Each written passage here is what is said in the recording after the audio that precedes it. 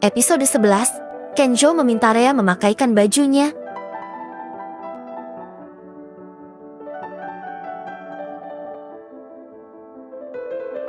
Rhea hanya bisa mematung saat mendengar Kenjo meneriakinya.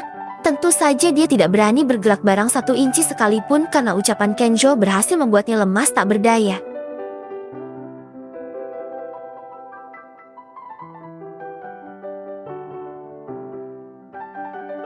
Kalau sampai kamu berani keluar dari dalam kamar ini, aku akan melemparkanmu ke atas ranjang.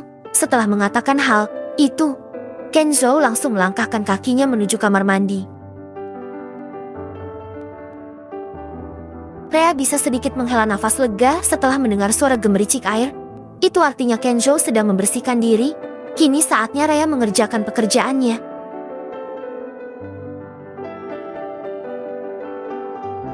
Wanita itu berjalan ke arah walk-in closet dan mengambil pakaian untuk Kenzo. Sabar Rhea, bukankah kamu sudah bersedia melayani Tuan Ken? Kalau sampai dia minta dilayani di atas ranjang, aku harus siap, gumam wanita itu.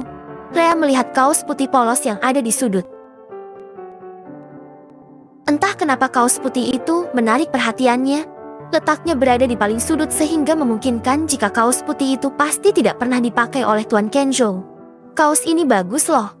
Apa aku pilih ini saja ya buat Tuan Ken? Gumam Rhea mengamati kaos putih tersebut.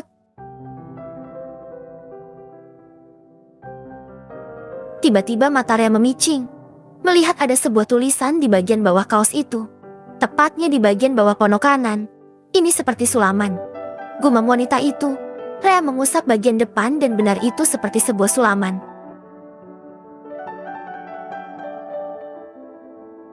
Lah, ini seperti inisial, tapi bukan inisial nama Tuan Kenjo. Kalau Tuan Kenjo Dimitri seharusnya KD, lalu inisial siapa ini?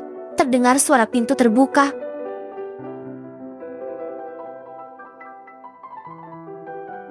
Rhea buru-buru memasukkan kaos putih itu ke dalam dan mengambil baju yang lain. Belum memilihkan baju untukku. Rhea sedikit tersentak ketika mendengar suara Kenjo berada di belakangnya. Ini Tuan, baju untuk Anda. Rhea memberikan baju kemeja santai berwarna biru laut pada Kenjo. Tadi dia mengambil random, jadi tidak tahu apakah itu pantas untuk tuannya atau tidak. Celana sama CD-nya mana? Tanya Kenjo menarik kedua sudut bibirnya.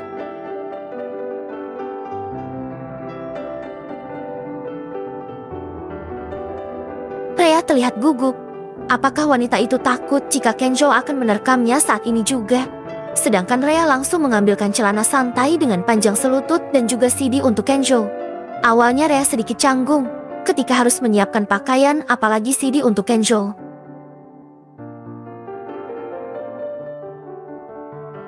Tapi Rhea harus membiasakan diri, karena memang itulah pekerjaannya. Pakaikan. Aku sedang malas, titah Kenzo saat melihat Rhea yang hanya menunduk saja.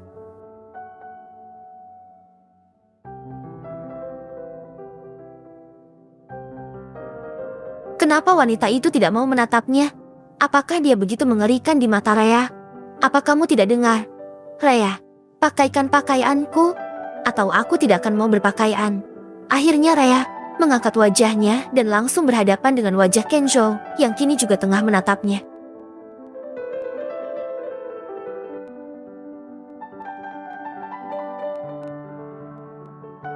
Kali ini Kenjo memakai jubah handuk dan tidak terlalu terbuka. Rhea jadi biasa saja saat menatap Kenzo seperti saat ini. Apa Tuan menyuruh saya untuk memakaikan pakaian untuk Tuan?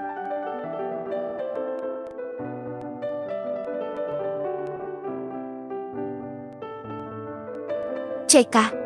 Iya, makanya cepat pakaikan. Rhea menelan ludahnya kasar. Ini tidak mungkin kan?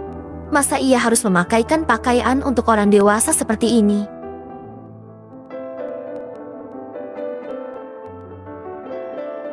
Kenapa diam saja? Rhea gelagapan saat melihat Kenjo berjalan menjauh. Dia tadinya sudah begitu takut kalau Kenjo akan meminta hal-hal aneh seperti itu.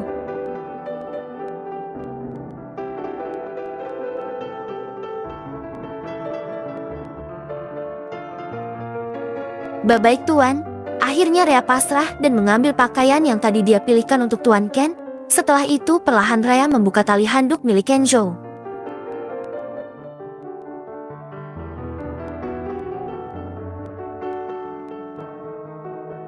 Rhea sedikit gemetar dan takut.